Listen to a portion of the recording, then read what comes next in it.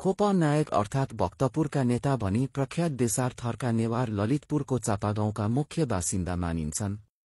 तर चापागाउँका अलावा थैगाउँ, मत्स्यगाउँ, थानकोट लगायत स्थानहरूमा पनि रहेका छन्। चापागाउँ चौकोट निवासी वासुदेव देसारका अनुसार यस जाति सुरुमा भक्तपुरे मल्ल वंशका सन्तान थिए। मल्ल राजाका मठ्याहा भित्रिनी पट्टीका एक छोराको जन्म हुन गयो।